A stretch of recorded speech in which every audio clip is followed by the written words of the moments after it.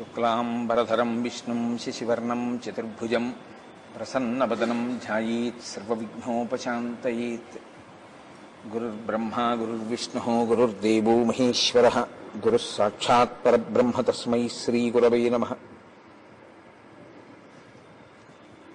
వ్యాసాయ విష్ణురూపాయ వ్యాసరూపాయ విష్ణవే నమో వై బ్రహ్మనిధయే వాసిష్ఠాయ నమో నమః. కూజంతం రామ రామేతి మధురం మధురాక్షరం ఆరుహ్య కవితాశాఖాం వందే వాల్మీకికోకిలం. శ్రుతిస్మృతిపురాణానాం ఆలయం కరుణాలయం నమామి భగవత్పాదశంకరం లోకశంకరం. వాగర్ధావివ సంపృక్తౌ వాగర్ధప్రతిపత్తయే జగతః పితరౌ వందే పార్వతీపరమేశ్వరౌ. సూక్తిం సమగ్రేతున స్వయమేవ లక్ష్మీః శ్రీరంగరాజమహిషీమధురైఃకటాక్షైః. వైదగ్ధ్యవర్ణగుణగుంభనగౌరవైర్యాం కండూలకర్ణకుహరాः కవయోధయంతి. హైమోర్ధ్వపుండ్రమజహన్మకుటం సునాసం మందస్మితం మకరకుండలచారుగండం బింబాధరం బహుళదీర్ఘకృపాకటాక్షం శ్రీవేంకటేశముఖమాత్మని సన్నిధత్తాం. మనోజవం మరుతతుల్యవేగం జితేంద్రియం బుద్ధిమతాం వరిష్టం వాతాత్మజం వనరయూధముఖ్యం శ్రీరామదూతం శిరసా నమామి. ఆపదామపహర్తారం దాతారం సర్వసంపదాం లోకాభిరామం శ్రీరామం భూయో భూయో నమామ్యహం. సింధూరారుణ విగ్రహాం త్రినయనాం మాణిక్యమౌళిస్ఫురత్తారానాయకశేఖరాం స్మితముఖీం ఆపీనవక్షోరుహాం పాణిభ్యాం అళిపూర్ణరత్నచషకం రక్తోత్పలం బిభ్రతీం సౌమ్యాం రత్నఘటస్థరక్తచరణాం ధ్యాయేత్పరేదంబికాం. హరి ఓం. పరమేశ్వర స్వరూపమైన సభకి నమస్కారం.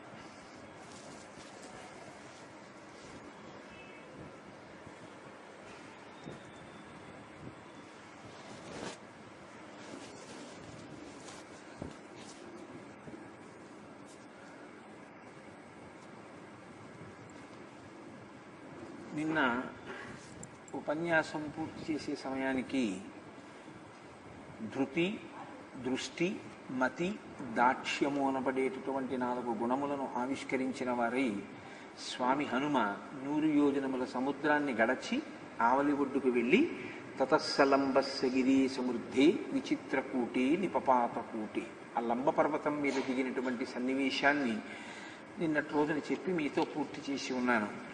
మహర్షి అంటారు, ససాగరం దానవపన్నగాయుతం బలేన విక్రమ్య మహోర్మిమాలినం నిపత్యతీరే చ మహోదధేస్తదా దదర్శలంకాం అమరావతీమివ అంటారు. ససాగరం దానవపన్నగాయుతం, ఆయన సముద్రాన్ని దాటి ఆవలి ఒడ్డుకి చేరారు. ఇప్పుడు అక్కడ ఉన్నటువంటి త్రికూటాచలం అనేటటువంటి పర్వతం యొక్క శిఖరం మీద కాంచన లంక ఉంది. దాన్ని విశ్వకర్మ అలా తయారు చేశారు. 30 యోజనముల వెడల్పు 100 యోజనముల పొడుగు కలిగినటువంటి పట్టణం. దాని రాజద్వారం దగ్గర నుంచి అన్నీ కూడా బంగారంతో చెక్కారు. బంగారంతో తయారు చేయబడినటువంటి హర్మ్యములతో కూడినటువంటి పట్టణం. దేవేంద్రనగరం ఎలా ఉంటుందో, అమరావతి ఎలా ఉంటుందో అలాగే ఉంటుంది. ఎందుకు అలా ఉంటుంది అంటే, వాళ్ళు కోరుకున్న కోరిక అలా కోరుకున్నారు రాక్షసులు. ఒకానొకప్పుడు వాళ్ళు దేవతల మీద విజయం సాధించగలిగినటువంటి పట్టు వాళ్ళకి లభించినప్పుడు వాళ్ళు అడిగారు. వాళ్ళకి రాక్షసులు అన్న పేరు కూడా ఆ సమయంలోనే వచ్చింది. నీటిని రక్షించే వాళ్ళు ఎవరు అని అడిగారు బ్రహ్మగారు. అడిగితే మేము రక్షిస్తామని అంగీకరించిన వాళ్ళందరికీ రాక్షసులు అని పేరిచ్చారు బ్రహ్మగారు. కాబట్టి వాళ్ళు రాక్షసులు అయ్యారు. అప్పుడు నీటిని రక్షించే స్వభావం కలిగిన వారు, నీటిని రక్షిస్తామని అంగీకరించిన వారు కనుక. ప్రళయం అయిపోయిన తర్వాత పునఃసృష్టి సమయంలో జలములలోంచి మొట్టమొదటి చతుర్ముఖ బ్రహ్మగారు ఆవిర్భవించినప్పుడు ఆయన సృష్టించినటువంటి ప్రాణిజాతంలో మేమేం చెయ్యాలి అని అడిగినప్పుడు మీరు నీటిని ఏం చేస్తారు అంటే రక్షిస్తామన్న వాళ్ళు రాక్షసులయ్యారు. తదనంతర కాలంలో వారే ఒకానొకప్పుడు దేవతల మీద పట్టు సాధించారు. సాధించినప్పుడు వాళ్ళు అడిగిన కోరిక ఏమిటంటే, దేవతలకి నాయకుడైనటువంటి ఇంద్రుడికి అమరావతి పట్టణం ఎలా ఉందో, ఎంత వైభవోపేతంగా ఉందో, మాకు అటువంటి పట్టణం కావాలి అని అడిగారు. అడిగితే విశ్వకర్మ వారితో ఏం చెప్పాడంటే, నేను దేవేంద్రుని ఆదేశం మేరకు దక్షిణ దేశంలో 100 యోజనముల సముద్రమును దాటిన తరువాత త్రికూటాచలమనబడేటటువంటి పర్వతం ఉంది. ఆ పర్వత శిఖరం మీద 30 యోజనముల వెడల్పు 100 యోజనముల పొడుగు కలిగినటువంటి ఒక అద్భుతమైన పట్టణాన్ని తయారు చేశాను. ఆ తయారు చేయబడినటువంటి పట్టణం వజ్ర వైఢూర్య మణి మాణిక్యములు పొదగబడి ఉంటుంది. బంగారము చేత తాపడము చేయబడి ఉంటుంది. అది అమరావతికి ఏ విధంగానూ కూడా శోభలో తక్కువది కాదు. దేవేంద్రుడు కోరి కోరి తయారు చేయించుకున్న పట్టణం కాబట్టి అమరావతి తర్వాత అమరావతి లేదా అమరావతితో సమానమైనది. కాబట్టి మీరు అమరావతి వంటి పట్టణం కావాలంటున్నారు కాబట్టి మీరు ఆ త్రికూటాచలం మీద ఉన్నటువంటి కాంచనలంకలో వెళ్ళి ఉండండి అన్నాడు. విశ్వకర్మ దేవతల యొక్క శిల్పి అయితే ఇక్కడ లేదు. కానీ ఉత్తరాఖండలో విశ్వకర్మ గురించి ఒక శ్లోకం ఉంది. ఇప్పుడు నేను చెప్పిన సందర్భాన్ని అనుసరించి చెప్పినప్పుడే అక్కడ అవ్యయ అని ఒక విశేషణం వేశారు మహర్షికి. అవ్యయ అంటే ఆయన ఎప్పుడూ కూడా నశించేటటువంటి స్వభావము ఉన్నవాడు కాడు. విష్ణువే విశ్వకర్మగా ఉంటారు. అందుకే మనం విష్ణు సహస్రనామ స్తోత్రంలో విశ్వకర్మ మనుస్త్వష్ట స్థవిష్ట స్థవిరోధ్రువ అంటుంటాం. అటువంటి విశ్వకర్మ చేత చెక్కబడినటువంటి ఆ పట్టణం రాక్షసులకి ఆలవాలమైంది. ఆలవాలమైనటువంటి ఆ పట్టణంలో రాక్షసులు ఉండి ఉద్ధతితో ప్రవర్తిస్తుంటే లోకాలకు ఇబ్బంది కల్పిస్తే ఒకానొకప్పుడు శ్రీ మహావిష్ణువు వాళ్ళతో చాలా ఘోరమైనటువంటి యుద్ధం చేశారు. చాలామంది రాక్షసులు ఆయన చేతిలో తెగటారిపోయారు. మిగిలిన వాళ్ళు సుమాలి అని పేరు కలిగినటువంటి రాక్షసుడు మిగిలిన వాళ్ళు పాతాళ లోకానికి పారిపోయారు. పారిపోయి పాతాళ లోకంలో ఉండిపోయారు. కాంచనలంక ఖాళీ అయిపోయింది. ఎవరు లేరప్పుడు. ఎవ్వరూ లేకుండా శూన్యంగా ఉండిపోయినటువంటి కాంచనలంక అంత వైభవోపేతమైన పట్టణమైన అసలు అక్కడ ఒక పట్టణం ఉందని, అక్కడ అంత గొప్ప గొప్ప హర్మ్యములు ఉన్నాయని, అంత గొప్ప గొప్ప వీధులు ఉన్నాయని, అంతఃపురం ఉందని ఎవరికీ ఎరుకలో లేదు. దాన్ని మొట్టమొదట మళ్ళీ చెప్పిన వారు ఎవరంటే విశ్రవసో బ్రహ్మ చెప్పారు. విశ్రవసో బ్రహ్మ పులస్త్య బ్రహ్మ యొక్క కుమారుడు. పులస్త్య బ్రహ్మ బ్రహ్మ మానసపుత్రుడు, ప్రజాపతులలో ఒకడు. అటువంటి పులస్త్య బ్రహ్మ యొక్క కుమారుడు విశ్రవసో బ్రహ్మ. విశ్రవసో బ్రహ్మ యొక్క కుమారుడు వైశ్రవణుడు, కుబేరుడు. ఆయన భారద్వాజ మహర్షి యొక్క కుమార్తెని విశ్రవసో బ్రహ్మకిచ్చి వివాహం చేశారు. విశ్రవసో బ్రహ్మ యందు జన్మించిన వాడు వైశ్రవణుడు. ఆయన చతుర్ముఖ బ్రహ్మగారి గురించి తపస్సు చేశాడు. చేసి నాకు ధర్మం కావాలని అడిగాడు. నీకు దిక్పాలకత్వం ఇచ్చి పుష్పకం కూడా ఇస్తున్నానన్నాడు. అంటే ధర్మం ఎక్కడుందో అక్కడ శాశ్వతత్వం ఉంటుంది. ఇప్పుడు ఆ పుష్పకాన్ని తీసుకున్నటువంటి కుబేరుడు తండ్రిని అడిగాడు విశ్రవసో బ్రహ్మని, నాన్నగారు ఏ ప్రాణులకు పీడ కలగకుండా నేను ఎక్కడ ఉండనని అడిగాడు. ఆయన అడిగిన మాటది, నా వలన ఏ భూతములకు ఖేదం కలగకూడదు, అలా నేను ఎక్కడ ఉండను అని అడిగాడు. దక్షిణ తీరంలో కాంచనలంక ఉంది. అది ఇప్పుడు ఖాళీగా ఉంది. ఒకప్పుడు రాక్షసులు ఉండేవారు. నువ్వు ఆ లంకా పట్టణంలోకి వెళ్ళి అక్కడ ఉండు అని చెప్పారు. ఆ లంకా పట్టణంలో కుబేరుడు ఉండేవాడు. మొట్టమొదట మళ్ళీ దాన్ని స్వాధీనం చేసుకుని అక్కడ పరిపాలన చేయడం మొదలుపెట్టినటువంటి వాడు కుబేరుడు. ఆ కుబేరుడు ఒకానొకప్పుడు పుష్పక విమానంలో వచ్చి తండ్రి గారికి తల్లి గారికి నమస్కారం చేస్తున్నాడు. ఆయన తేజస్సుని చూశాడు. రావణాసురుని యొక్క తాతగారు చూసి, ఇంత గొప్ప తేజోమూర్తి ఒకడు పుడితే తప్ప మన రాక్షస జాతికి నాయకుడు దొరకడు. ఇంత గొప్ప తేజస్సు కలిగినటువంటి వాడు జన్మించాలంటే ఇంత గొప్ప తేజస్సు కలిగిన వాడి వలనని జన్మించాలి. కాబట్టి కుబేరుడు ఎవరి వలన జన్మించాడో ఆయన వలననే నా కూతురికి కూడా ఓ కొడుకు పుట్టాలి. పుడితే మళ్ళీ అంతటి తేజోవంతుడు అవుతాడు అని ఒక తండ్రి ఒక కూతురికి చెప్పకూడని మాటలే చెప్పాడు అనుకోవచ్చు. కైకసిని ప్రేరణ చేశాడు. ఆమె రాకూడనటువంటి సమయంలో వచ్చింది. అసుర సంధ్య వేళలో వచ్చి విశ్రవసో బ్రహ్మ సంధ్యావందనం చేసుకుని అగ్నిహోత్రం చేసుకుంటుంటే ఆయన ముందుకొచ్చి నిలబడి బొటనవేలుతో భూమి మీద రాస్తూ నిలబడింది. ఆయన ఎందుకు వచ్చావని అడిగాడు. ఆవిడ, నన్ను నా తండ్రి పంపించాడు నీ దగ్గరికి, కానీ నేను ఎందుకు వచ్చానో ఒక ఆడదాని హృదయం నీకు తెలుసు అంది. నువ్వు ఎందుకు వచ్చావో నేను గమనించాను. నీవు కోరుకున్నట్టే సంతానాన్ని ఇస్తాను, కానీ నీవు రాకూడని సమయంలో వచ్చావు. సాయంకాలపు అసుర సంధ్య వేళలో వచ్చావు. స్త్రీ పురుష సమాగమం ఆ సమయంలో జరిగితే ఘోరమైనటువంటి సంతానం కలుగుతుంది. ఇప్పుడు వచ్చి సంతానాన్ని అపేక్షించావు కనుక లోకకంటకులైన వారు నీకు బిడ్డలుగా కలగబోతున్నారు అని రావణ కుంభకర్ణుల్ని శూర్పణకని అనుగ్రహించారు. అప్పుడు ఆవిడ ఏడిచింది. నీ వంటి మహాపురుషుడి వలన సంతానం కలగాలి అని నేను కోరుకున్నది ఆ తేజస్సుతో జన్మించిన వారు లోకకంటకులు కావాలని కాదు, వాళ్ళు లోకోపకారులు కావాలి, ధర్మాత్ములు కావాలి అని కోరుకున్నాను. నాకు అటువంటి బిడ్డడు ఒకడు కలగడా అని అడిగింది. అప్పటికి వేళ దాటి చీకటి పడిపోయింది. కాబట్టి ఇప్పుడు నీకు కలిగే కుమారుడు ధర్మాత్ముడవుతాడు అని కనిష్ఠుడిగా ఆఖరివాడిగా విభీషణుడు జన్మించాడు. పుట్టగానే 10 కంఠములతో పుట్టి ఏడ్చాడు కాబట్టి దశగ్రీవుడు అని పేరు పెట్టారు ఆయనకి. రావణ ఆయన నామం కాదు, అంత గట్టిగా అరిచాడని పరమశివుడు పిలిచాడు రావణ అని. అది ఆయన ఉంచుకున్నాడు, బాగుందా పేరని. కాబట్టి ఇప్పుడు ఆ దశగ్రీవుడు పెరిగి పెద్దవాడై తపస్సు చేసి బ్రహ్మగారి వలన వరములు పొందిన తరువాత ఆక్రమించాడు కుబేరుడి దగ్గర. ఎందుకంటే కుబేరుడి దగ్గరికి వెళ్ళినప్పుడు రాక్షసులతో కలిసి ఆయన ఒక మాట అన్నాడు, తమ్ముడా చాలా సంతోషం, నువ్వు విశ్రవసో బ్రహ్మకుమారుడవే కాబట్టి నాకు తమ్ముడివి, నీవు నేను కలిసి రాజ్య పరిపాలన చేద్దాం, ఎందుకు మన ఇద్దరం దెబ్బలాడుకోవడం, కాబట్టి హాయిగా నువ్వు కూడా స్వాగతిస్తున్నాను, నువ్వు కూడా లోపలికి రా రాజ్యంలోకి అన్నాడు. రావణుడు అంగీకరించలేదు. ఉంటే నేను ఉండాలి, లేకపోతే నువ్వు ఉండకుండా నేను చెయ్యాలి, కాబట్టి నువ్వు వెళ్ళిపోతావా లేకపోతే నన్ను నిన్ను నిర్మూలించమంటావా అని అడిగాడు. కుబేరుడు తండ్రిని వెళ్ళి అడిగాడు విశ్రవసో బ్రహ్మని, నాన్నగారు ఏం చెయ్యమంటారో, తమ్ముడు రావణుడు కాంచన లంకను అడుగుతున్నాడు అని అడిగాడు. ఆయన అన్నాడు, వాడి అహంకారము చేత వాడు నశించిపోయే రోజులు వాడికి దగ్గర పడుతున్నాయి, కాబట్టి నువ్వు లంకని విడిచిపెట్టేసి ఉత్తర దిక్కుగా వెళ్ళిపోయి వేరొక రాజధానిని నిర్మించుకో అన్నాడు. అప్పుడు ఆయన కైలాస పర్వతం పక్కకి వెళ్ళిపోయాడు.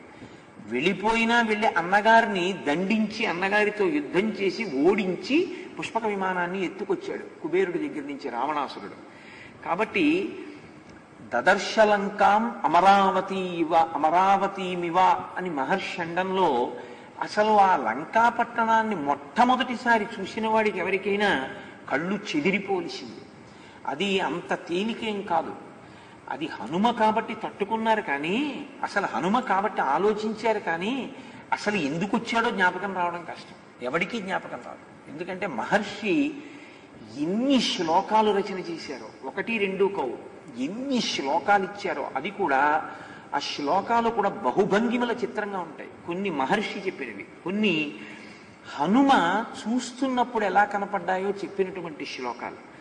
అరువులు అలా ఉంటాయి, చెట్లు అలా ఉంటాయి, ఇళ్ళు అలా ఉంటాయి, ప్రాకారములు అలా ఉంటాయి, వీధులు అలా ఉంటాయి, రక్షణ అలా ఉంటుంది. కొన్ని వేల కోట్ల రాక్షసులు అక్కడ ఉంటారు.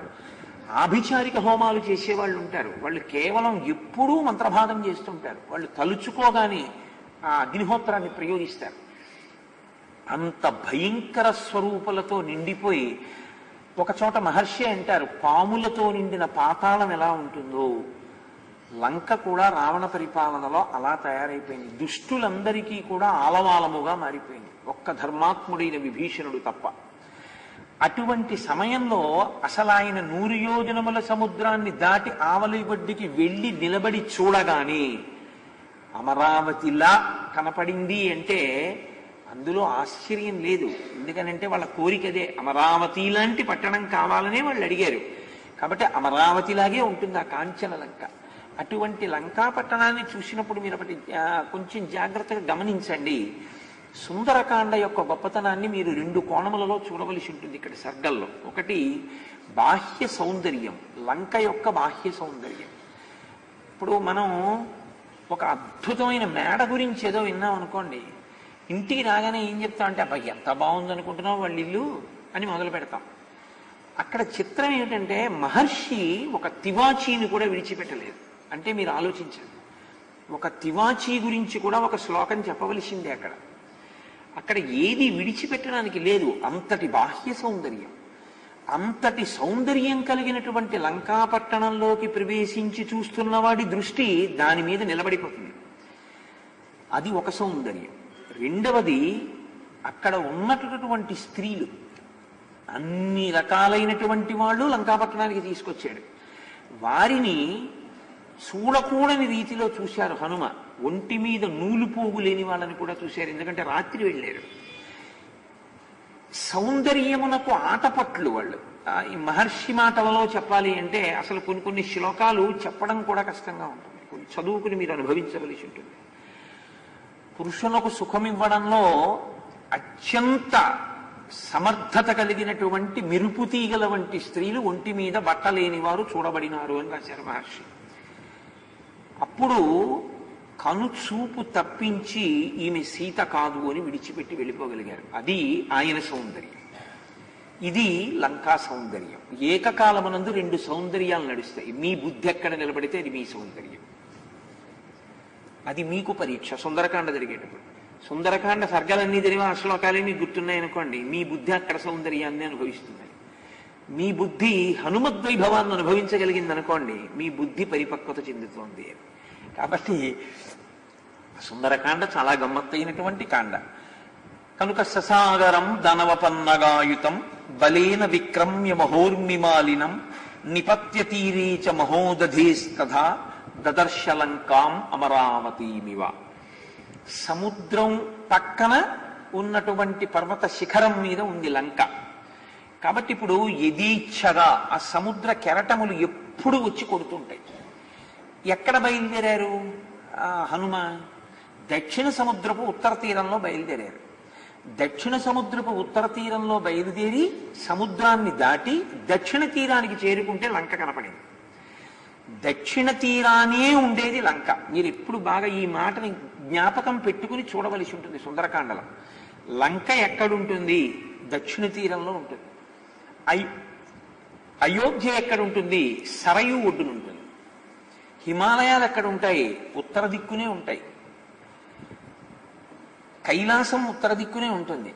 ఉత్తర దిక్కున కూర్చున్నవాడు దక్షిణ దిక్కును చూస్తుంటాడు. దక్షిణాన్ని నుంచి ఉత్తరానికి నమస్కారం చేసిన వాడికి మృత్యు భయం లేకుండా చేయగలిగిన వాడు మృత్యుంజయుడు అక్కడ కూర్చుని దక్షిణాన్ని చూస్తాడు దక్షిణామూర్తిగా. మన వాళ్ళు ఏది మాట్లాడినా చాలా వైభవోపేతంగా ఉంటాయి ఆ మాటలు. ఇప్పుడు దక్షిణ తీరాన లంక ఉన్నది అంటే దీంట్లో ఒక చమత్కారం ఉంది. ఎప్పుడూ కూడా దక్షిణం అనేటటువంటిది యమధర్మరాజు గారి యొక్క దిక్కు. దక్షిణానికి తిరిగి నమస్కారం చేస్తే యమధర్మరాజు గారి యొక్క అనుగ్రహం కలుగుతుంది. యమధర్మరాజు గారి అనుగ్రహం కలిగితే ఏం చేస్తుంది? ఆయన చేయగలిగింది ఆయన చేస్తాడు కదా.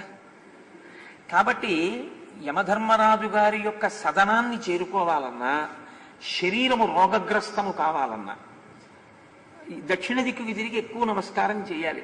రోగం వస్తే బాగుండు అనుకున్నారనుకోండి, దక్షిణ దిక్కుకి ఎక్కువ నమస్కారం చేయాలి. అంటే అదే యమధర్మరాజు గారికి ఇంకో శక్తి కూడా ఉందండో. ఆయన అనుగ్రహిస్తే రోగం లేకుండా కూడా చేస్తాడు. కానీ సాధారణంగా దక్షిణ దిక్కుకి తిరిగి చేస్తే వచ్చేటటువంటి ప్రయోజనం మాత్రం ఒక గృహస్థు కోరుకోకూడనిది కనుక దక్షిణ దిక్కుకి నమస్కారం చెయ్యవద్దని చెప్తారు పెద్దలు.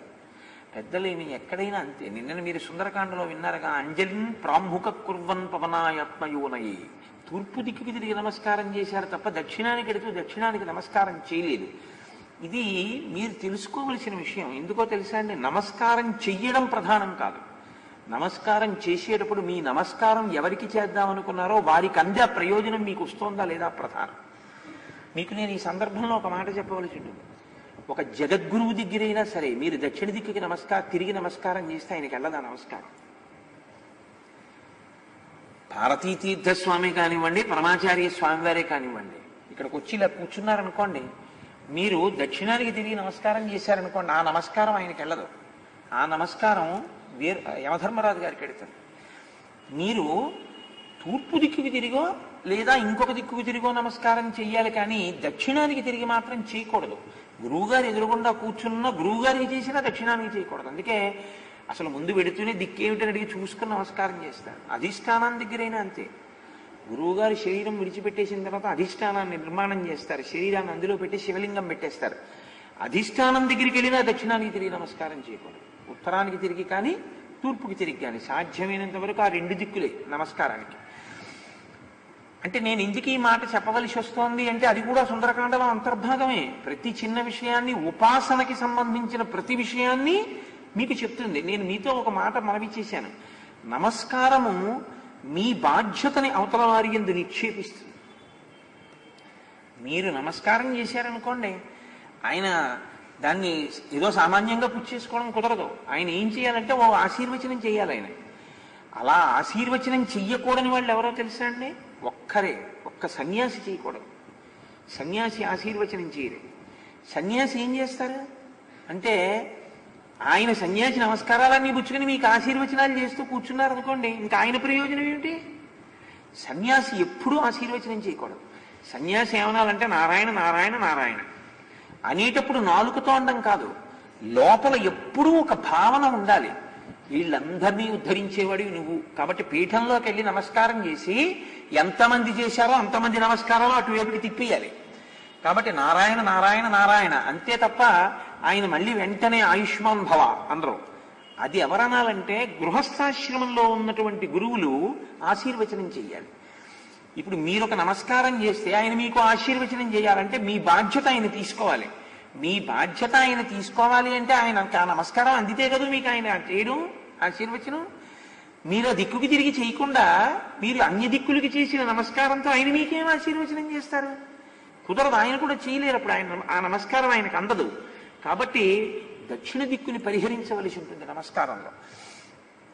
కాబట్టి ఇప్పుడు దక్షిణాన లంక ఉంది అంటే శరీరములన్నీ దక్షిణానికే వెళ్ళిపోతాయి.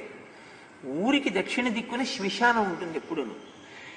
ఏ శరీరములైనా సరే ఏం తోచట్లేదండి, కాలక్షేపం లేదు, అలా ఓసారి అలా శ్మశానానికి వెళ్ళొద్దాం ఏంటని ఎవరందరూ అలా ఎవరంటారు? అలా ఎవరందరూ. కానీ ఎప్పుడూ నేను వెళ్ళను అన్నా చిట్ట చివర వెళ్ళిపోవలసింది మాత్రం శాశ్వత చిరునామా అదే, అక్కడికే వెళ్ళిపోతుంది. పుట్టినటువంటి ప్రతి శరీరము కూడా పెరిగి పెద్దదై వికారమును పొందిన తరువాత ఎక్కడ అంతరించిపోతుందంటే, ఎక్కడ లయమైపోతుందంటే పంచభూతాల్లోకి శ్మశాన వాటికి ఎందు లయమైపోతుంది. కాబట్టి మీరు లంక దక్షిణ తీరమున ఉన్నది అన్న మాటకు అర్థం ఏంటంటే ఈ శరీరమును యోగిగా చూస్తున్నారు హనుమ.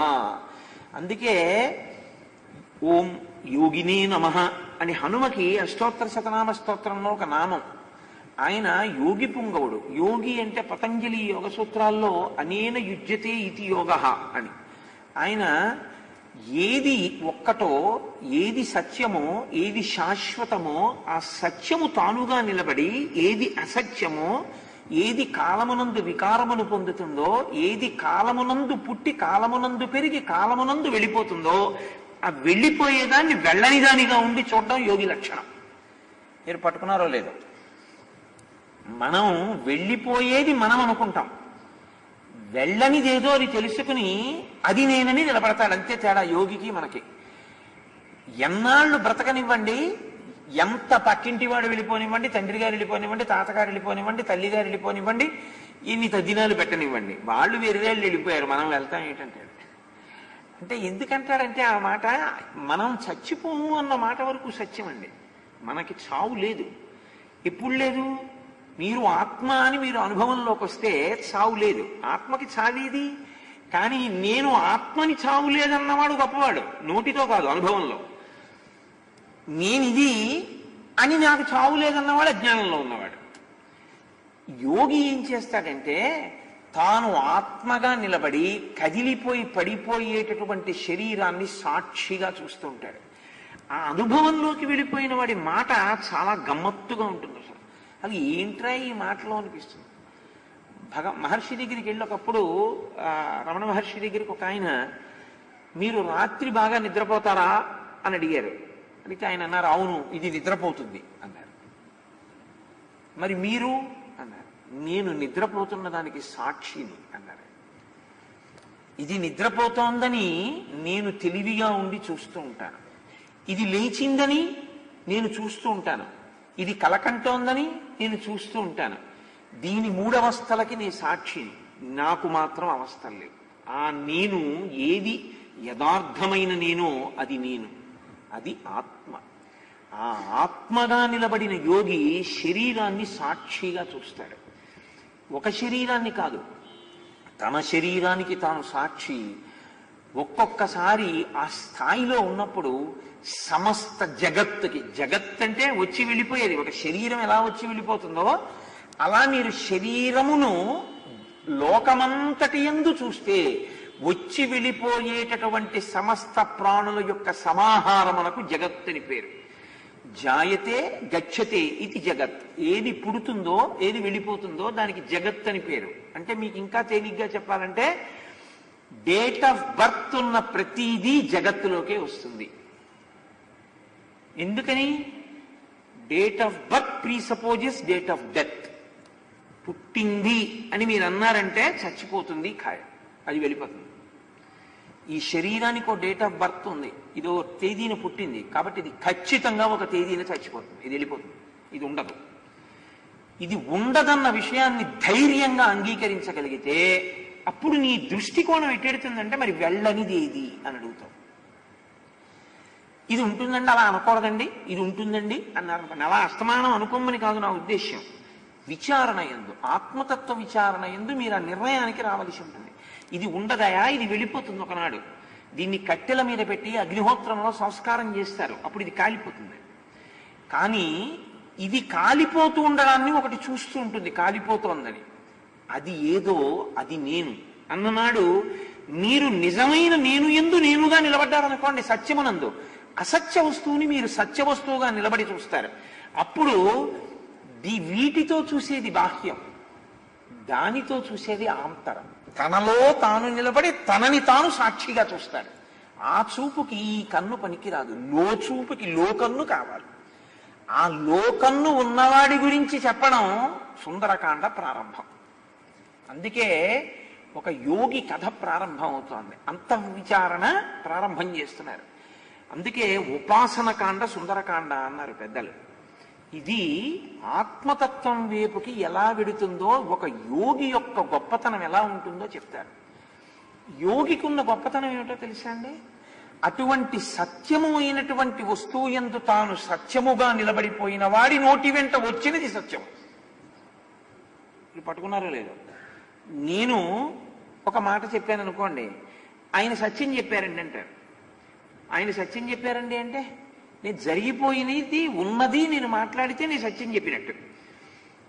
యోగి సత్యం చెప్పడం కాదు, ఆయన చెప్పింది సత్యం అవుతుంది. 100 ఏళ్ళ ఆయుర్దాయం అని బ్రహ్మగారు రాశారనుకోండి, ఆయనకి ఏదో చికాకు వచ్చింది, నువ్వు కుక్క అవుదువుగాక అన్నాడు, అయిపోతాడు అంతే వెంటనే కుక్క. అంటే బ్రహ్మగారు 100 ఏళ్ళు రాశాడుగా. బ్రహ్మగారు రాసిన లలాట లిఖితము ఆయన నోటి వెంట వచ్చిన మాట ముందు నిలబడదు, ఆ మాట సత్యం అయిపోతుంది అంతే. అంటే తాను సత్యముగా నిలబడిపోయిన వాడి నోటి వెంట వచ్చినది సత్యమైపోతుంది. ఈ స్థితిని పొందారు కాబట్టే హనుమ నోటి వెంట సుందరకాండలో ఏ మాటలు వచ్చాయో తర్వాత రామాయణం అంతా అదే.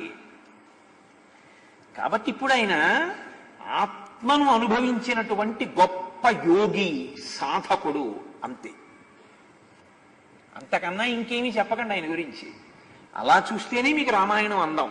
కాబట్టి ఇప్పుడు ఆయన ఆ లంకని చూస్తున్నారు అంటే ఒక శరీరానికి సాక్షిగా చూస్తున్నారు. ఇప్పుడు ఆ లంక, కాంచన లంకకి ఏవి తగులుతున్నాయి?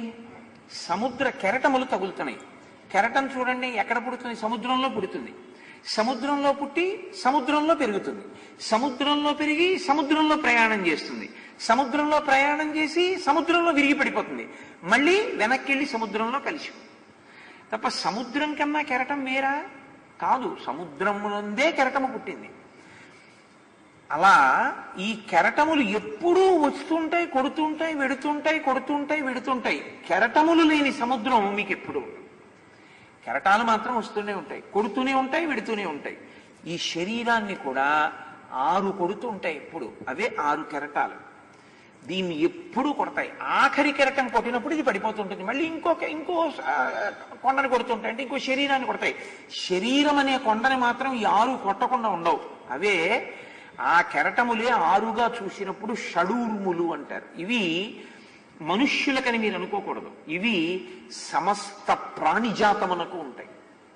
అన్ని ప్రాణులకు, సమస్త ప్రాణులకు ఉన్నటువంటి దీన్ని చూసి మీరు కారుణ్యమును పొందగలిగితే మీ దృష్టికోణంలో మార్పు వస్తోందని గుర్తు. మీరు ఋషి అవుతున్నారు అని గుర్తు ఏమిటంటే మీలో ఉన్న అనుభవాన్ని ఇతర ప్రాణుల యందు ఉన్న అనుభవాన్ని ఒకటిగా షడూర్ములలో చూడగలిగితే ఆనాడు మీరు ఋషి దృష్టి మీకు ఏర్పడుతోంది అని. ఏమిటా షడూర్ములు? ఆకలి, దప్పిక, శోకము, మోహము, జర, మరణము. ఆకలి చూడండి, ఏదో మధ్యాహ్నం భోజనం చేస్తాను, సాయంకాలం ఒక కప్పు కాఫీ తాగుతాం, ఏమైనా వచ్చే ముందు తింటే 2 పళ్ళ మొక్కలు తింటామేమో. రాత్రికి అయిపోయిందా, ఊరుకుంటుందా పెట్టేశానని? రాత్రి మళ్ళీ సిద్ధం, మళ్ళీ కొడుతుంది కెరటం, మళ్ళీ వేస్తాం, మళ్ళీ తెల్లవారుతుంది, మళ్ళీ కొడుతుంది కెరటం, మళ్ళీ వేస్తాం. ఇలా ఎన్నాళ్ళు కొడుతుంది? ఇది ఉన్నన్నాళ్ళు కొడుతుంది. ఇది పడిపోయింది అనుకోండి, తీసుకొచ్చి మీరు ఏం పెట్టినా దానికి అక్కర్లేదు కదండి. దప్పిక, దాహం, వేస్తుంది పోస్తారు తగ్గుతుంది, వేస్తుంది పోస్తారు తగ్గుతుంది, వేస్తుంది పోస్తారు తగ్గుతుంది, మళ్ళీ వస్తుంది. ఈ మనుష్యుడికే కాదు, సమస్త భూతముల. అందుకే ఇది సనాతన ధర్మంలో భారతదేశం యొక్క గొప్పతనం. భారతదేశం యొక్క గొప్పతనం ఎక్కడుందంటే, ఇది సమస్త ప్రాణుల యందు చూడడం ప్రపంచ దేశాలన్నింటికీ నేర్పిన దేశం భారతదేశమే. నీలో ఉన్న ఆకలే ఇంకొక ప్రాణిలో ఉన్న ఆకలి. అందుకని ఒకడికి పెట్టి నువ్వు తిను తప్ప పెట్టడానికి సంఘాలు పెట్టుకోమని ఈ దేశంలో లేదు. పెట్టడానికి సంఘాలు పెట్టుకోవడం పశ్చిమ దేశాల సంస్కృతి. పెట్టడానికి నువ్వే పెట్టదు, దానికి సంఘం ఎందుకని అడిగింది ఈ దేశం. పెట్టడానికి సంఘం ఎందుకు? నువ్వే పెట్టు, దానికి సంఘం ఎందుకురా? పెట్టేవాళ్ళ సంఘం ఒకటి ఉంటే పెట్టని వాళ్ళందరూ ఎవరైనట్టు రాక్షసులైనట్టు. కాబట్టి అందరూ పెట్టాలి, దానికి సంఘాలు ఏమిటి? పెట్టమని చెప్పడం ధర్మం. స్నాతకం చేస్తే పెట్టమని చెప్తారు. కాబట్టి ఆకలి, దప్పిక, జర, ఎలా పుట్టిన ప్రాణి అలా ఉండదు, వికారమును చెందిపోతుంది. అన్నిటికన్నా ముందు విచిత్రం ఏమిటో తెలుసా అండి? 2 ఎగిరిపోతాయి. ఏమిటా 2? మీరు చూడండి. నాయక, నయన, ఈ 2 చాలా దగ్గర మాటలు. ఇంద్రియాల్లో నాయకత్వం కన్నుది. నాయక, నయన. కన్నే ముందు అందరికన్నా బయటి ప్రపంచం మీదకి తీసుకెడుతుంది మిగిలిన ఇంద్రియాల్ని. ఈ శరీరాన్ని పోషించడంలో ముందుండేవి పళ్ళు, కళ్ళు, పళ్ళు. ముందు పోయేవి ఏవంటే, ఇంక శరీరం శిథిలమైపోతోంది స్మా, జాగ్రత్త. పుట్టి పెరిగిన శరీరం తరగడం మొదలవుతోంది. 6 వికారములు చెప్తారు. పుట్టినది ఉండాలి కదండి, వెంటనే ఊడిపోతే. ఇప్పుడు మాకు కాకినాడ అయ్యప్ప స్వామి గుళ్ళో గోశాలలో కొత్తగా దూడ పుట్టింది అని ఫోన్ వచ్చింది మొన్న. చాలా సంతోషించాం. సుందరకాండ మొదలెట్టే ముందు అయ్యప్ప స్వామి దేవస్థానంలో గోవుకో దూడ పుట్టింది అని. ఇంకో గంటకి ఇంకో ఫోన్ వచ్చింది. ఆవు బాధపడుతుంటే హాస్పిటల్కి తీసుకెళ్లారు, ఆ ఆవు కడుపులో ఇంకో దూడ కూడా ఉంది, కానీ ఆ దూడ మరణించింది, అందుకని దాన్ని శరీరాన్ని బయటికి తీసేశారు అని. పుట్టినది ఉన్నది ఉంటే కదండి పుట్టినది. చచ్చి పుట్టినది ఉపయోగం ఏమిటి? పుట్టినది ఉన్నది. ఎంత దూరదృష్టితో మాట్లాడిందో చూడండి. ఉన్నది పెరిగినది, పెరిగినది తరిగినది, తరిగినది మార్పు చెందినది, మార్పు చెందినది నశించినది. ఇవి 6 వికారాలు. ఈ 6 వికారాలు పొందడం అన్ని ప్రాణుల యొక్క లక్షణం. ఈ 6 ఊర్ములు పొందడం అన్ని ప్రాణుల యొక్క లక్షణం. అన్ని ప్రాణులకు ఆకలి, దప్పిక ఉంటుంది. అన్ని ప్రాణులకు శోకం ఉంటుంది. అన్నీ ఏడుస్తాయి. ఏడుస్తున్నాయని తెలియదంతే, నవ్వుతున్నట్టు ఉంటాయి. అన్నీ ఏదో కారణానికి ఏడుస్తుంటాయి. ఏడవడానికి ఏ కారణం లేకపోతే తెచ్చుకుని ఏడుస్తాయి. అది సహజమైన ప్రవృత్తి. శోకంలో ఉండి కూడా ఆనందించాడంటే ఆయన యోగి. ఆయనకి శోకం అన్న మాట లేదు. అన్నీ సంతోషంగా ఉండరా అన్న ఏడిచాడంటే వాడే మనిషి. అంటే ఇంకా ఎదుగుదల కావలసిన వాడని గుర్తు కదండి. కాబట్టి నలినీజలగత జలమతి తరళం తత్వజీవితమతి చేయ చపలం విద్ధిర్వ్యాధ్యభిమానగ్రస్తం లోకం శోకచ హంత సమస్తం అన్నారు శంకర భగవత్పాదులు. ఈ లోకం చచ్చిపోయిందిరా నా దృష్టిలో, వీళ్ళు అక్కర్లేని ఏడుపులు ఎప్పుడు ఏడుస్తూ ఉంటారు. శోకము, మోహము ఎప్పటికప్పుడు అంటుంటాడు. ఏమిటో ఇవన్నీ అంటుంటాడు. అంటాడు మళ్ళీ సిద్ధం. అవునండి, మా వాళ్ళే వీళ్ళే వీరు నేనును మతిభ్రమణంబున భిన్నులై ప్రవర్తిల్లక. ఎప్పుడు ఈ వేలు పైకి వస్తుంటుంది, వాళ్ళు నేను 2 చూపిస్తూనే ఉంటుంది. ఎప్పుడు 2 ఏమిటంటే సభాభ్య సభాపతిభ్యశ్చవో నమో నమో. సభ నేను ఒకటే అని ఒకటిలోకి వెళ్ళడు, ఒకటిలోంచి 2లోకి వెళ్తూ ఉంటాడు. అందుకని శంకర భగవత్పాదులు అన్నారు, అద్వైతం అన్నారు ఆయన. రెండు కాదన్నారు. రెండు కాదంటే ఒకటంటారని. మళ్ళీ ఆయన ఒకటన్నారు అనుకోండి, ఇదోటి ఇదోటి ఇదోటి అంటారేమోనని ఆయన పాపం రెండు కాదన్నారు. రెండు కాదంటే ఒకటని. అలా అన్న దాన్ని ఒకట్లు చేశారు, రెండు చేశారు, మూడు చేశారు, నాలుగు చేశారు. అదో చిత్రం లోకం యొక్క స్థితి. కాబట్టి లోకం శోకచహంత సమస్తం, ఈ లోకమంతా శోకంతో చచ్చిపోయిందన్నారు శంకరాచార్యులు గారు. కాబట్టి శోకము, మోహము రోజు చూస్తూ ఉండడం, అయినా మళ్ళీ ఇప్పుడు ఏదో కోరిక ఏడుస్తూ ఉండడం, జర, వృద్ధాప్యం పట్టుకుంటుంది వచ్చి, మరణము అంటే ఈ శరీరం పోతుంది అక్కడతోటి. ఈ 6 కెరటాలు ఎప్పుడూ లంకని కొడుతూనే ఉంటాయి. కాబట్టి ససాగరం ధనవపన్నగాయుతం, అందులో ఎవరున్నారు? ఆ సముద్రంలో రాక్షసులు ఉన్నారు, పావులు ఉన్నాయి. ఈ రెండు దేనికి ప్రసిద్ధి? ఒకడు ఏడిపించడానికి, ఒకడు చంపడానికి. పాము కరిస్తే చావు, రాక్షసుడు వస్తే ఏడుపు. ఏడిపిస్తారు కదండి, లంక దగ్గర ఉన్న రాక్షసులు ప్రసిద్ధి అందులో. వాళ్ళు ఏడిపిస్తూ ఉంటారు. సంసారం ఏం చేస్తుంది? సంసారం ఏమీ సంతోషదాయకం ఏం కాదు, కానీ అదొక విచిత్రమైన వాహము, విచిత్రమైన బరువు. బాగా బరువు ఎత్తుకుంటూ సంతోషిస్తూ ఉండడం. అబ్బా నాకు ఎంత సంతోషమో ఎంత సంతోషమో అంటూ ఉండడం, బరువు ఎత్తుకున్న కొద్దీ సంతోషంగా ఉండడం. కాబట్టి సంసారం అనేటటువంటి సముద్రంలో దిగిపోయిన వాడికి అనేకానేక కారణములు ఏడిపిస్తుంటే ఆ నీటిలోంచే అడుగు నుంచి వచ్చి పాము కరుస్తుంది. ఏమిటా పాము? కాలమే, కాలమన్న పామే వచ్చి కరుస్తుంది. కరిస్తే కాలములో కలిసిపోతాడు. సంసార సర్పదష్టానాం జంతునాం అవివేకినాం చంద్రశేఖర పాదాబ్జ స్మరణం పరమౌషధం అని మార్కండేయుడు చంద్రశేఖరాష్టకంలో మాట అంటాడు. సంసార సర్పదష్టానాం అంటాడు. సంసారం అనే సర్పము చేత కరవబడిన వారు అని.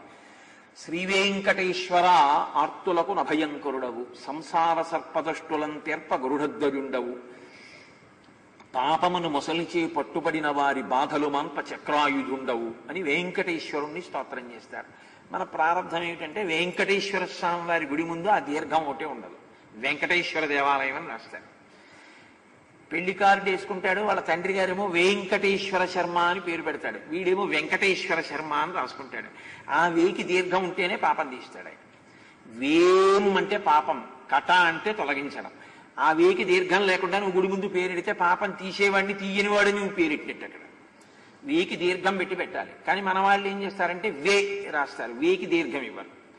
కాబట్టి వేం కటతీతి ఇది వెంకట అని, పాపమును తొలగించువాడు వెంకటేశ్వరుడు. సరే, అందుకని అందులోనే పావులున్నాయి, అందులోనే రాక్షసులు ఉన్నారు. అంటే ఈ సంసారం అనేటటువంటి లంక అనబడేటటువంటి శరీరము సంసారమునందు ఉండి పరిభ్రమిస్తూ తాపమును పొందుతూ ఉంటుంది. దానివల్ల వచ్చేది ఏమిటంటే వేడి ఒకటే పుడుతూ ఉంటుంది ఎప్పుడు.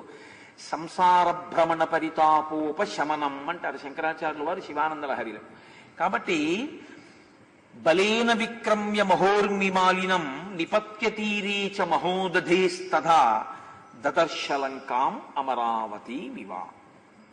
పైకి శ్లోకాన్ని చూస్తే రాక్షసులు కోరుకున్న అమరావతి పట్టణంలా లంక ఉంది.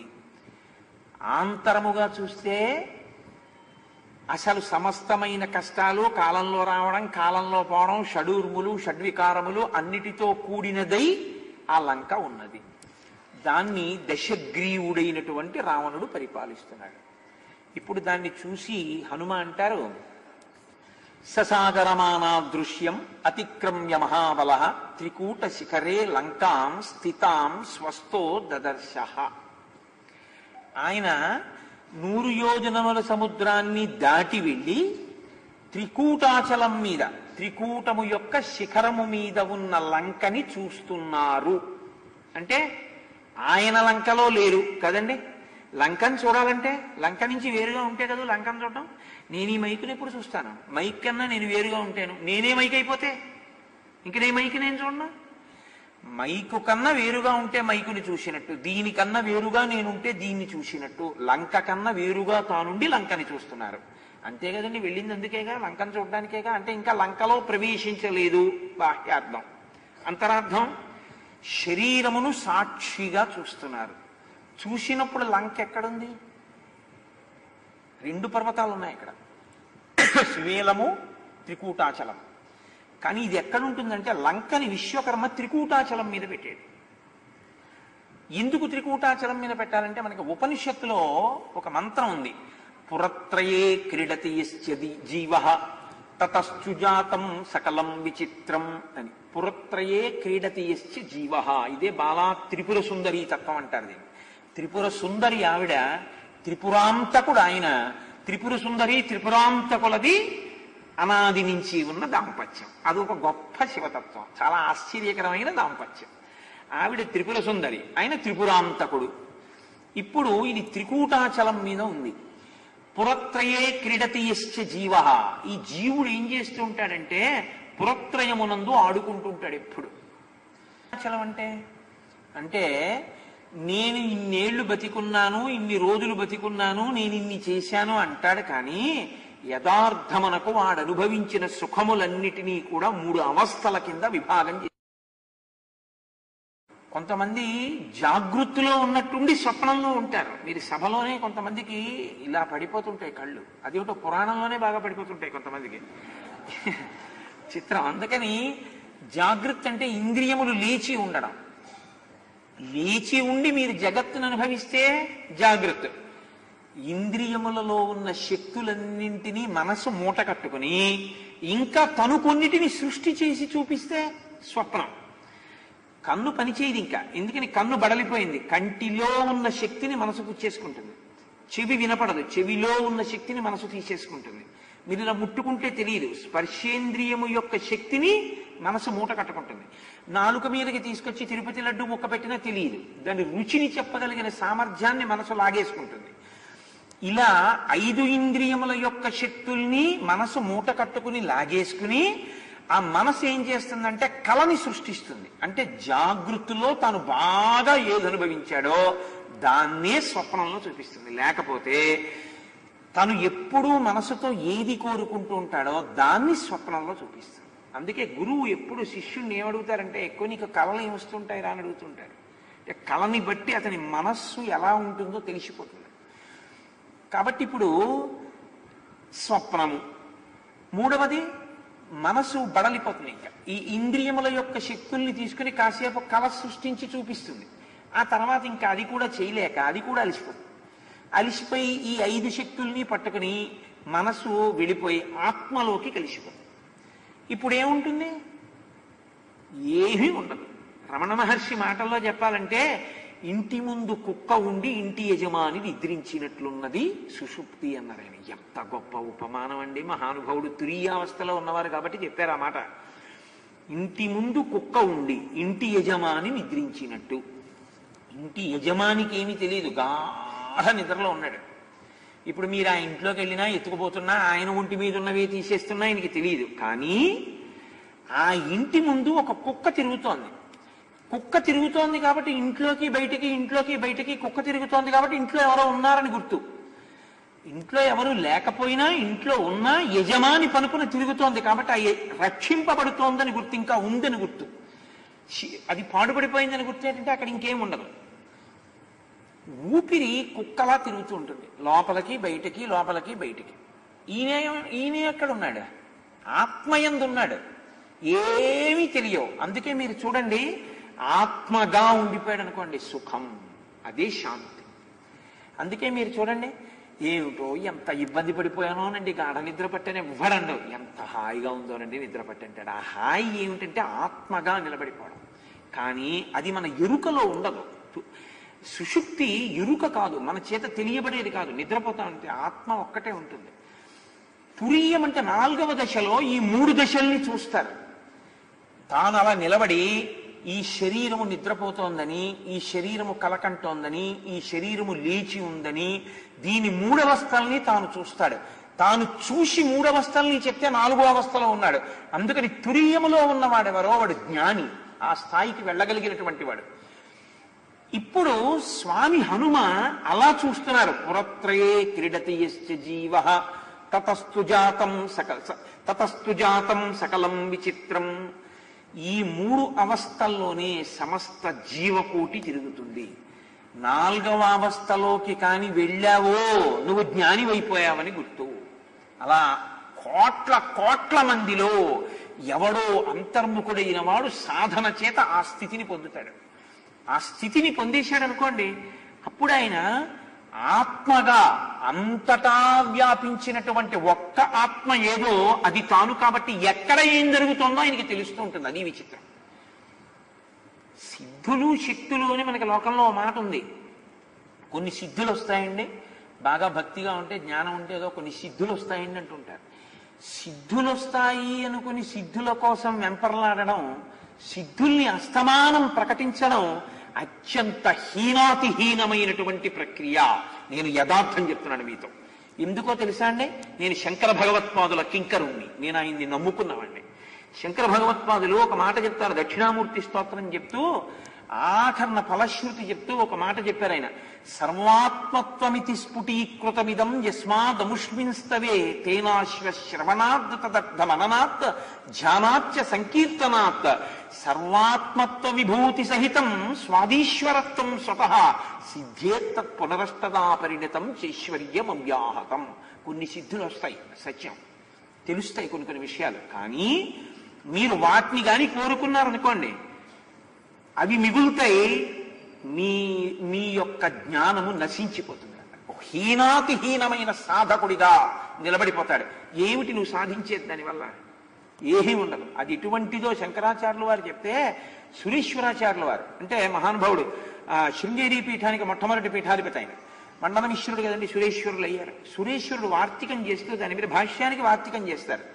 వార్తికం చేస్తూ ఆయన ఒక ఉదాహరణ చెప్పారు దానికి. ఒక భార్య భర్త మంచి చలిగాలిలో వచ్చాడు, వేడిగా ఒక రొట్టె వేసి పెట్టబోయి ఎముకలు కొరికేస్తోందన్నాడు. భార్య వెళ్ళి పొయ్యి వెలిగించి రొట్టె వేస్తోంది. భర్తకి రొట్టె తయారు చేయడం ప్రధాన ప్రయోజనం. భర్తకి రొట్టె తయారు చేస్తున్నప్పుడు పొయ్యి యొక్క మంట వలన సెగ తగలడం అనుషంగిక ప్రయోజనం. సెగ తగులుతోంది, వెచ్చగా ఉంది కదా అని రొట్టెని పట్టించుకోలేదనుకోండి, భార్య మాడి మషి అయిపోతుంది రొట్టె, భర్త తినడానికి ఏమి ఉండదు. సిద్ధుల కోసం వెంపర్లాడిన వాడు తన రొట్టె తాను కాల్చుకున్నవాడు. సిద్ధుల్ని పక్కన పెట్టి తను తరించాలని ప్రయత్నించిన వాడు లోకాన్ని తరింపజేయగలిగిన సమర్థత ఎందు నిలబడినవాడు. అందుకే సిద్ధులు ప్రకటించడం అంత హేయమైన విషయం ఏమీ ఉండదు. తపస్సులు, జ్ఞానులు, మహాపురుషులు అటువంటి వాటి జోలికి వెళ్లరు. శంకర భగవత్పాదుల మాటల్లో అయితే అది కాకి రెట్ట అన్నారు శంకరాచార్యులు గారు. ఇలా తుడిచేయమన్నారు. అంతే. సిద్ధి కలిగితే నీకొక కొత్త విషయం తెలిస్తే దాన్ని ప్రకటించవద్దు. కాకి పెంట దులిపినట్టు దులిపేసి ఈశ్వరుడి వైపుకు అడుగులు వేసి అని చెప్పారు. శాస్త్రాలు అలా మాట్లాడే ఉన్న యథార్థాలు అవి. కానీ ఇవాళ మనం ఏమిటంటే, శాస్త్రం ఏం కోణంలో మాట్లాడిందో ఆ కోణంలో అర్థం చేసుకోగలిగినటువంటి స్థితిని మనం అందుకోగలిగితే మనం ఒక సత్యాన్ని ఎరుకలోకి తెచ్చుకున్న వాళ్ళం అవుతాం. కాబట్టి నేను రామాయణం చెప్తున్నాను సుమండి, ఆ విషయాన్ని మీరు గుర్తుంచుకోవాల్సి ఉంటుంది. నేనేం మాట్లాడుతున్నానంటే రామాయణం మాట్లాడుతున్నాను అంతే. కాబట్టి ఇప్పుడు ససాగరమానా దృశ్యం అతిక్రమ్య మహాబల త్రికూట శిఖరే లంకాం, 3 అవస్థలలో ఉండేటటువంటి లంకని ఆయన చూస్తున్నారు. అంటే ఎవడు ఎన్ని 180 ఏళ్ళు బతకనివ్వండి, 90 ఏళ్ళు బతకనివ్వండి, 96 ఏళ్ళు బతకనివ్వండి, ఏమిటి నువ్వు సాధించింది అని అడిగారు అనుకోండి, 4వ అవస్థలోకి వెళ్ళనంత కాలం వాడు జీవితంలో అనుభవించినవి 3 అవస్థలే. అది కుక్కవచ్చు, పిల్లవచ్చు, పందవచ్చు, నక్కవచ్చు, చీమవచ్చు, దోమవచ్చు, మనిషి అవచ్చు, ఎవరైనా కావచ్చు. వాళ్ళు అనుభవించింది మాత్రం 3 అవస్థల ఎందు తిరుగుతాడు. ఈ 3 అవస్థల్లో తిరిగేటటువంటివన్నీ కూడా శరీరముతో తాదాత్మ్యత చెంది ఇదే నేనన్న జీవులు. ఇది నేను కాదన్న వాడెవడో వాడు 4వ అవస్థ వైపుకి అడుగులు మొదలు పెట్టాడని గుర్తు. ఆ సాధన మొదలైతే ఇప్పుడు కాకపోతే ఎప్పుడప్పుడు ఫలిస్తుంది. ఈ జన్మలో కాకపోతే మీరు దగ్గర పడిపోయారని గుర్తు. ఏదో ఒక జన్మలో అది లభిస్తుంది. ఒక్కొక్కసారి హఠాత్తుగా ఏమవుతుందంటే అసలు గురువు లేకుండా సాధ్యం అవుతుంది. ఎందువల్ల సాధ్యం అవుతుందంటే గురువు గారు లేకుండా సాధ్యం అవుతుందని కాదు, గురువుని పక్కన పెట్టినా సాధించచ్చని కాదు.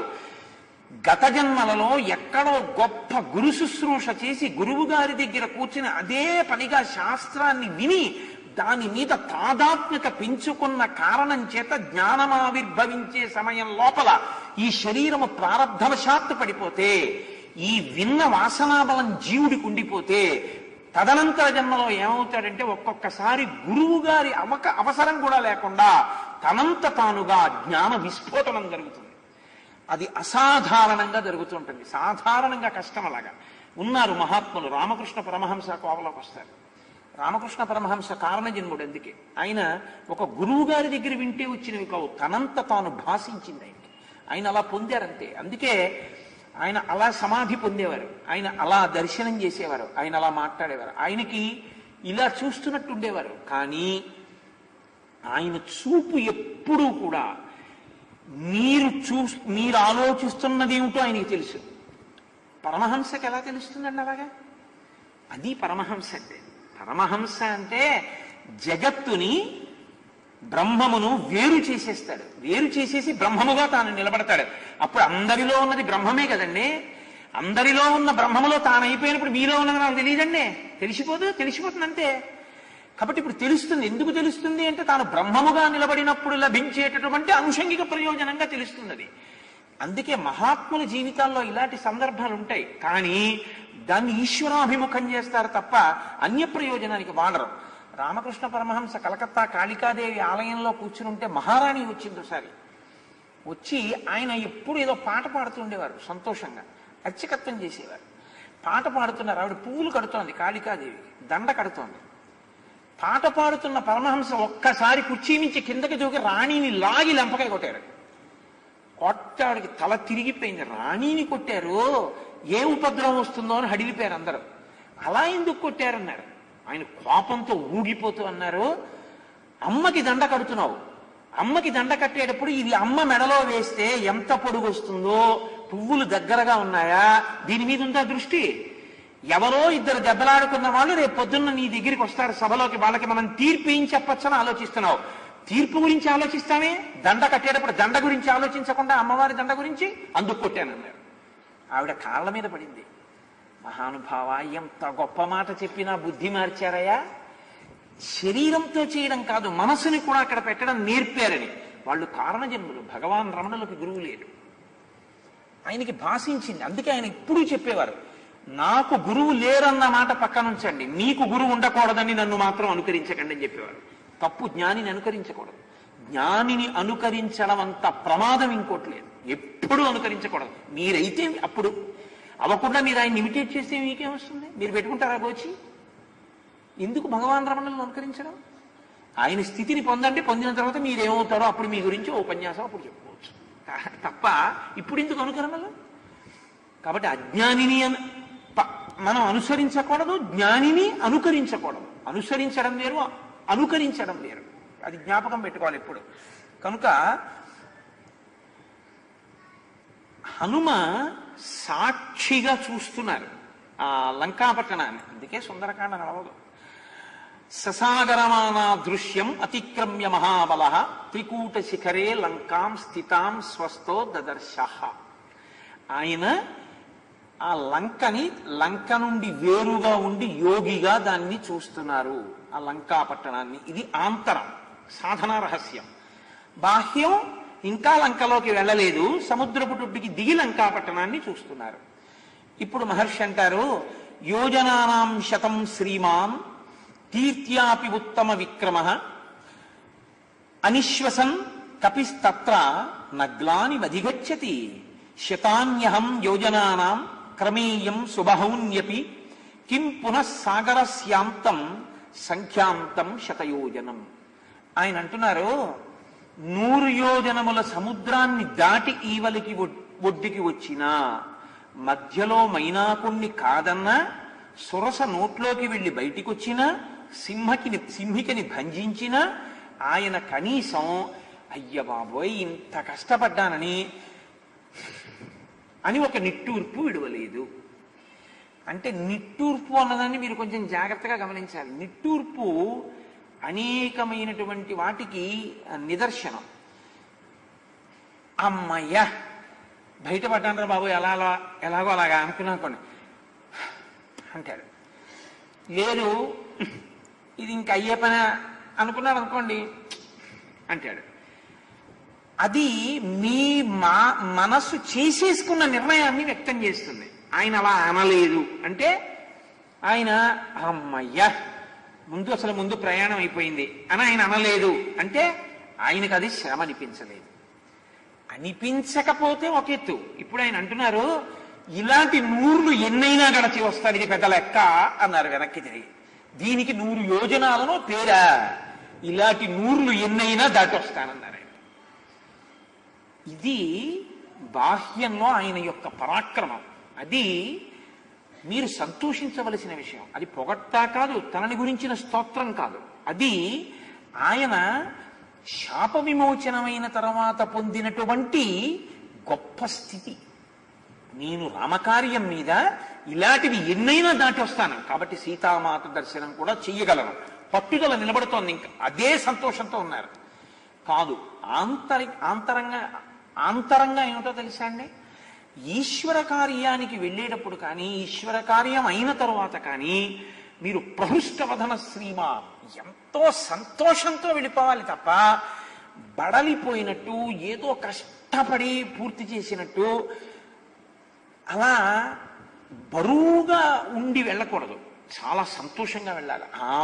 ఇవాళ ఈశ్వర కార్యం పూర్తి చేశాం, అబ్బబ్బా ఎంత సంతోషంగా ఉందండి అని ఆనందంగా వెళ్ళగలగాలి. అలా వెళ్ళగలిగితే మీకు ఆ పని యందు పూనిక నిలబడింది అని గుర్తు. సమధికోత్సాహము అంటారు చూసారా, అటువంటి ఉత్సాహంతో మీరున్నారు అని. ఇప్పుడు ఆయన ఇంకా లంకాపట్టణం దాకా వెళ్లకుండా ముందు ఆ వనములలో ఒకసారి తిరిగారు. షద్వలాని చ నీలాని గంధవంతి వనాని చ గండవంతి చ మధ్యేన జగామ నగవంతి చ. అక్కడ గొప్ప పచ్చగడ్డి బీళ్లున్నాయి. ఆ పచ్చగడ్డి మైదానాల్లో తిరిగారు. చక్కటి రంగుతో సుగంధం వాటి నుంచి వస్తోంది. అంటే ఎవరు పెడతారు అక్కడికి? వెళ్ళేవాళ్ళు ఎవరు లేరు. అందుకని ఆ చెట్లకి ఉన్నటువంటి పువ్వుల మించి వస్తున్నటువంటి సువాసనలతో కూడుకున్నదై మధ్యలో పెద్ద పెద్ద శిలలతో కూడుకున్నదైనటువంటి ఆ లంకాపట్టణము బయట ఉన్నటువంటి వనముల యందు స్వామి విహరిస్తున్నారు. ఎంత ప్రత్యక్ష ప్రసారం చేస్తారో శాబ్దికంగా. సుందరకాండ చదివేటప్పుడు మహర్షి శ్లోకంతో పాటు మిమ్మల్ని కూడా తీసుకెళ్ళిపోతారు. మీరు చూడండి, ప్రయాణము అని ఒకటి ఉంటుంది. ప్రయాణమునందు ఉండే లక్షణం ఏంటంటే మీకు విశ్వాసము ఉండాలి. దాని యందు అలా మీరు బరువుని న్యాసం చేసేయగలిగితే చాలు. ఇప్పుడు ఏదో నేను ఇక్కడి నుంచి కాకినాడ వెళ్ళిపోదాం అనుకున్న రోజున విజయవాడ వెళ్ళి రత్నాచల్ ఎక్స్ప్రెస్ ఎక్కాను అనుకోండి. ఎక్కి నేను కూర్చోవాలి, రత్నాచల్ ఎక్స్ప్రెస్ అని చూసుకుని కూర్చుంటే చాలు. అంతేకాని గడికి అండి డ్రైవర్ ఎక్కడ ఉన్నాడండి, కాకినాడ వైపే వెళ్తోందా అండి, ఎటు వెళ్ళిపోవట్లేదు కదండి అని, లేకపోతే గార్డు దగ్గరికి వెళ్ళి అండి బాగానే వెళ్తోందా అండి, మీరు బాగానే తీసుకెళ్తున్నారా అండి, ఎక్కడ మనం పట్టాలు మారిపోవట్లేదు కదండి, మీరేం అడగక్కర్లేదు. మీ బెర్త్ మీద మీరు నిద్రపోతే మీరు తెల్లవారేటప్పటికి తిరుపతి వెళ్ళిపోతారు. ప్రయాణం అనగా మీరు ఆ సాధనముల్లో చేరిపోయి మిమ్మల్ని మీరు మర్చిపోవడమే, ఇంకా దాని మీద పూచి వదిలేయడమే. రామాయణము సుందరకాండ చదివేటప్పుడు అలా చదువుకోవాలి. ఇదేంటి ఓ గంటలో అయిపోతుందంటారా అని చదవకూడదు. మీరు అనుభవించాలి. మీరు అనుభవించడం అంటే మీరు ఆ శ్లోకాన్ని చదువుతూ మీకు అబ్బా అనిపించింది అనుకోండి, మీరు కాసేపు కళ్ళు మూసుకొని మీరు హనుమ తిరుగుతున్నటువంటి దాన్ని కాసేపు మీరు అనుభవించాలి. మహర్షి మిమ్మల్ని తీసుకెడతారు. తీసుకెళ్ళడానికి మహర్షి సిద్ధంగా ఉన్నారు వాంగ్మయ రూపంలో. మీరు కూడా సిద్ధంగా ఉండాలి అలా వెళ్ళడానికి. అలా కాకుండా చదవడం దేనికి అంటే చదవడం కొరకే అని చదివారనుకోండి, మీరు అనుభవించేది ఏమి ఉండదు అందులో. అలా అని నేను అది తప్పను. అది ఒకనాటికి అనుభవాన్ని ఇస్తుంది, మంచిదే. చదవడం అంటూ మొదలెట్టడం చాలా మంచిది. అసలు చదవడం అన్నదాన్ని నేను ఎప్పుడూ నిరుత్సాహపరచను. టు స్టార్ట్ విత్ అంటారు చూసారు, అసలు మొదలంటూ పెట్టాలి కదా. కాబట్టి ఆ శ్లోకాల వైభవం అలా ఉంటుంది. హంసకారండవాకీర్ణ వాపీహి పద్మోత్పలాయుతాః ఆక్రీడాన్ వివిధాన్ రమ్యాన్ వివిధాంశ్చ జలాశయాన్. అక్కడ పెద్ద పెద్ద దిగుడు బావులు ఉన్నాయి. ఇప్పుడు ఈ దిగుడు బావుల యందు నీరు ఉంటుంది. ఈ నీటి యందు స్నానం చేయడానికి, ఈ నీటిని త్రాగటానికి కొన్ని జలపక్షులు అందులోకి వెళ్ళాయి. హంసలు, ఆ తరువాత కారండవములు మొదలైనటువంటి పక్షులు, ఆ కన్నెలీడి పిట్టలు, ఇటువంటివన్నీ ఆ నీళ్లలోకి వెళ్ళి నీళ్లు తాగి రెక్కలు తడి చేసుకుని పక్షుల యొక్క స్నానం చాలా గమ్మత్తుగా ఉంటుంది. అందుకే కాకి స్నానం రావిడిది అంటారు. ఆ మంత్రం లేని స్నానం కాకి స్నానం. స్నానం బాహ్య అంతః రెండు శౌచములను సిద్ధింపజేయాలి. కేవల బాహ్య శౌచం ఎప్పుడంటే మంచి సబ్బు నీళ్లు చూసుకుంటే బాహ్య శౌచం. అంతఃశౌచము అంటే మీరు ఇందాక అన్నారే ఆయన త్రికూట శిఖరే లంకాం స్థితాం స్వస్థో దదర్శ అని మూడుగా